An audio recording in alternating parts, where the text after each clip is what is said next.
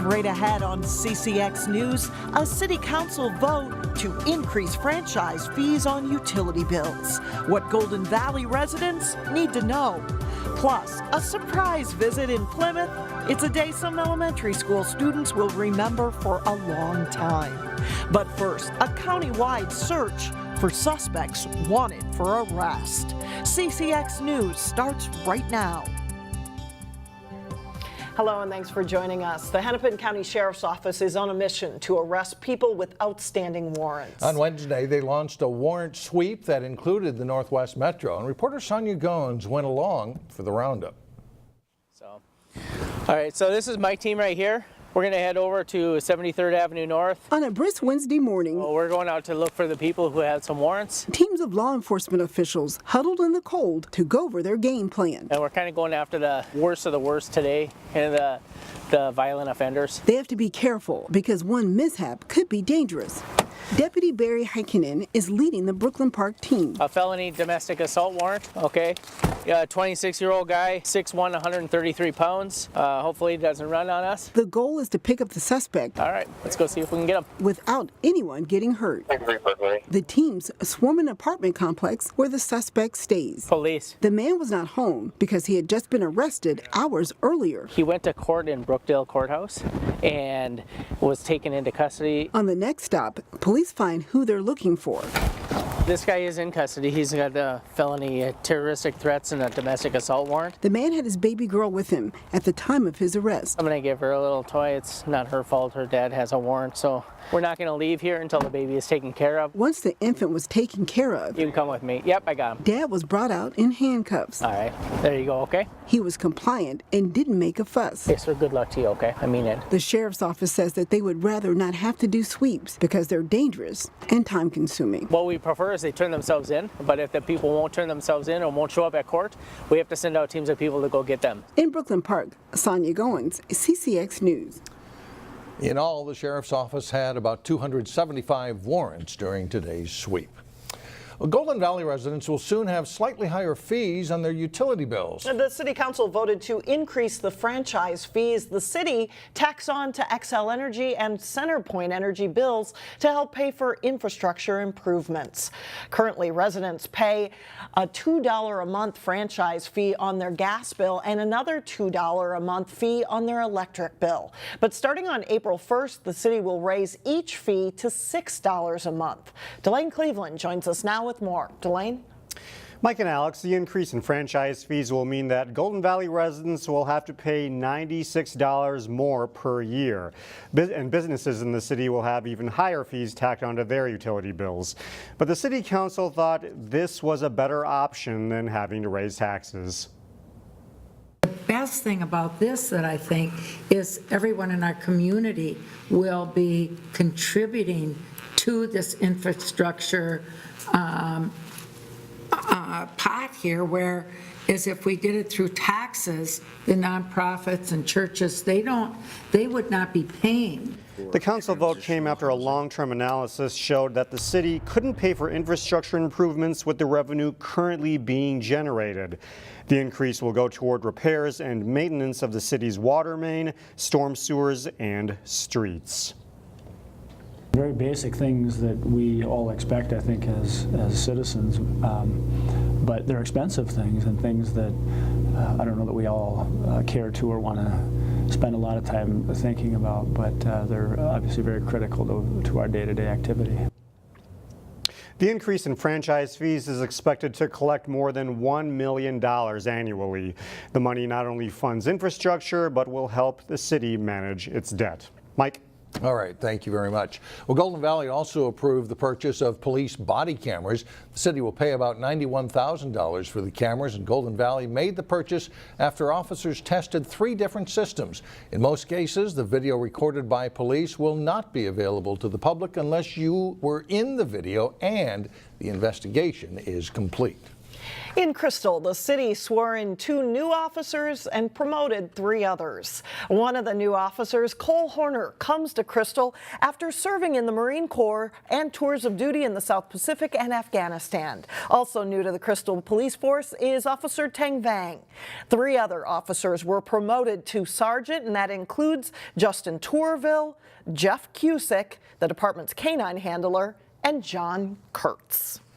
A Maple Grove medical device company is looking to expand, possibly doubling its number of employees.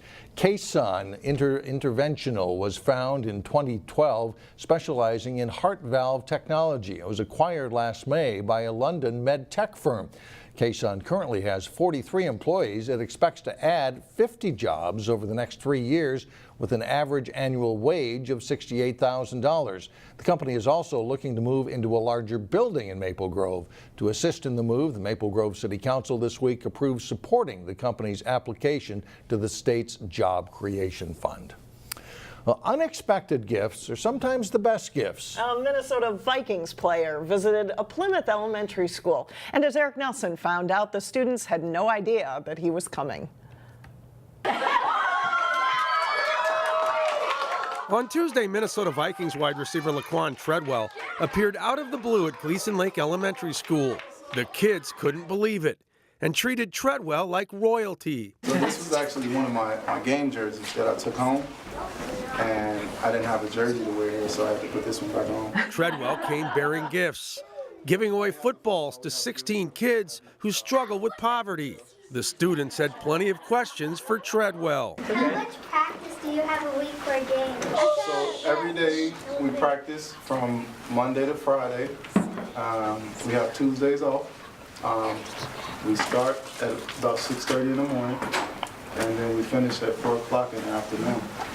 So that's a lot of hours. Having a real Viking in the house created quite a buzz as the youngsters paid attention to everything Treadwell said. Work hard at everything and listen to your teachers, your mentors, whoever can help you be a better person, you know. That's what it's all about. Before Treadwell ran a deep route out of the school, he had a final message for the students. Your teachers are very important. Your homework is very important. Even as athletes, we have homework. So we have to watch, we have to watch our opponents every night. In Plymouth, I'm Eric Nelson, CCX News. Treadwell also made a donation to Interfaith Outreach and Community Partners, which supports the Homework Club. Still had a standout student from West Lutheran with future classroom ambitions. Plus, the Maple Grove girls hockey team shoots for a win as they get set for holiday tournament play. But first, more snow possible on Thursday. We'll be right back.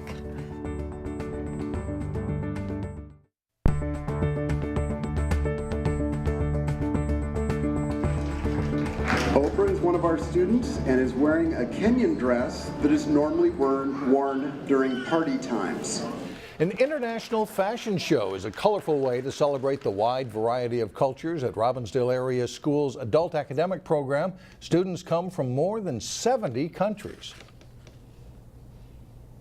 It's all about the cultures. It's really not about fashion in the traditional sense of the word. You're not going to see any high heels and stilettos and evening garb. You're seeing traditional outfits. And we also make it an academic exercise because the students need to write about what's special about their outfit. And the guys are not left out here. This is Tommy wearing a traditional shirt from Togo. More than 1,200 students attend the adult academic program to improve English language, math, and reading skills. Today's standout student has dreams of one day returning to the classroom. Neil Persley visits West Lutheran High School to meet a student who hopes to help others.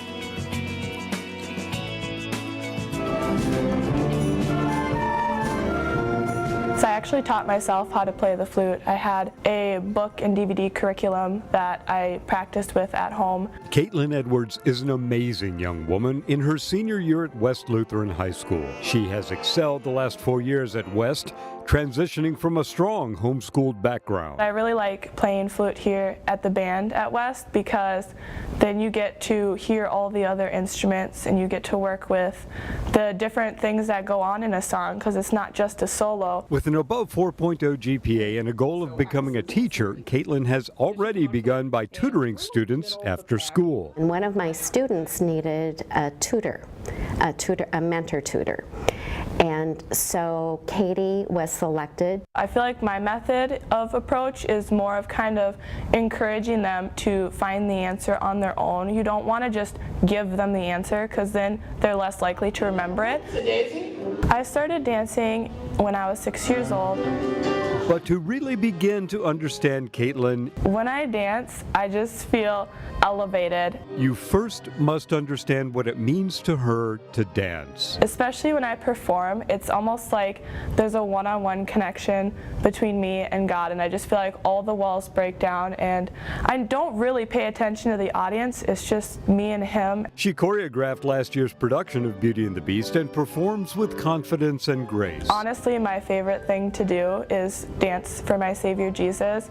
It's a part of who I am and I just can't imagine my life without it. West Lutheran High School has provided an excellent finishing to Caitlin's secondary education and interests. Katie, I know, already has plans to go to college. She's already organized all of those things. She will be very successful. In Plymouth, Neil Persley, CCX News. Caitlin plans to attend Martin Luther College in New Ulm with the goal of being a high school English teacher. Still ahead, last-minute gift ideas that are local, and local. First, Park Center and Maple Grove go head-to-head in boys and girls basketball thrillers. John Jacobson with the highlights next.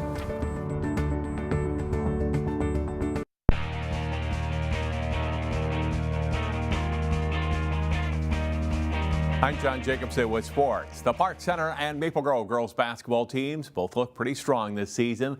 The two District 279 rivals met as the Pirates visited the Crimson. Autumn Malinar has a big first half for MG. She nails a three for a 15-7 Crimson lead. Megan DuBois gets the steal for Park Center and passes to Lauren Frost. She scores, cutting the Grove lead to 18-15. Abby Schulte with a great pass to Sam Carroll. She'll score for a 24-21 Crimson lead. Late in the first half, Kayla Koch gets the steal, zips it to Summer Blakemore for the hoop. Maple Grove leads, though, 28-25 at halftime. Park Center starts the second half on a 6-0 run. Adalia McKenzie drives and scores there. DuBois wins the battle for the loose ball. She'll score. The Pirates are up 34-30. Schulte and Katrina Tice work the pick and roll for Maple Grove. Heitz's hoop gives the Crimson a 1-point lead. But Park Center is better down the stretch. Blakemore drives and hits the floater. And then it's McKenzie with a nice crossover dribble, hits the reverse layup. She nets 17 in the game. Pirates win 60-53. Teams will play again February 8th at Park Center. On the boys' side, Maple Grove is coming off perhaps its best season in school history, but the Crimson has a whole new team. Park Center is considered the favorite of the Northwest Suburban Conference's West Division. These two meeting Tuesday night at Park Center High School, and the Pirates get out of the gate quickly. DJ Purnell to Tommy Chapman. His three puts the Pirates ahead 13-4. And they extend their lead. Emmanuel Tamba to Jarius Cook, who feeds Purnell in the low post. He scores and is fouled to make it 22-8 Pirates. Purnell led the team in scoring with 19 points. Nice ball movement here by the Crimson, and Mac Wilner finds Alex Batiste for two. Batiste with 17 points and 20 rebounds in this game. Great sequence here by the Pirates' Jarius Cook. He'll go coast to coast for the layup. And then when the Crimson turn it over, he'll be waiting for the pass, and he'll drain a three-pointer from the wing. And Park Center is up 33-16. The Crimson get 22 points from Jared Rainey, and he picks up an assist here and a hoop from Batiste. But Maple Grove rallied from down 13 points at halftime. They forced double overtime. Park Center, though, wins it 76-75. Pirates, the final. The Armstrong boys have had a tough start to the season. They faced a Totino-Grace squad that is coming on strong after starting the season 0-2. Second half action, Armstrong's Devin Fry to Jake Breitbach. His 15-footer puts the Falcons within 4 at 56-52. Grace increases the lead. Will Schmidt gets his own rebound and scores. Eagles lead by 9. And they put this one away as Schmidt will take a pass on the wing. He'll go strong to the hoop for 2 of its 18 points. Eagles win 67-59 for their 3rd straight win. The Falcons are now 1-4. In girls hockey, a young Maple Grove squad is hitting its stride after an uneven start to the season. Crimson are looking for their 2nd win over Anoka this month. Christina Tater's shot is blocked, but it goes right to Manon McMahon, and she scores just 58 seconds into the game. Maple Grove nets an early one. Later in the first period, it's Katie Denicky to McMahon. She'll lift the backhander over the goalie and in. And this one makes it 2-0 Crimson after 1. Second period isn't a dominant for Amber Hagelin's team. Anoka's Madison Meshuga gets a shorthanded breakaway, but Lucy Morgan comes up with a big stop in net, and it remains 2-0 Crimson. Third period on a 2-on-1 rush, McMahon puts the shot away just before the net gets knocked off. She gets the hat trick. Maple Grove shuts out Anoka for a 2nd straight time. 3-0 Crimson is the final. Live boys hockey Thursday night at 7 here on CCX as Totino-Grace hosts Osseo at Brooklyn Park Arena. That's all for sports. Alex and Mike, back to you. All right, thanks a lot, John. We are here to help if you are in need of a last-minute gift idea. Up next, stocking stuffers that are strictly local. And finally, last-minute gift ideas that may help solve your shopping conundrum. Reporter Shannon Slatton rounded up a few unique ideas from places right here close to home. We have a lot of different activities people can do here. We have cross-country skiing, snowboarding, a small downhill ski area, and snow tubing as well. The tubing hill at Elm Creek Park Reserve will be open Friday, just in time for Christmas and a blast of cold weather that is sure to keep the snow and ice in place. Dad can come cross-country skiing and Mom can take the kids snow tubing if she wants. And we also offer cross-country ski lessons and downhill skiing and snowboarding lessons too. You can gift passes to tubing, alpine or cross-country skiing, or snowboarding.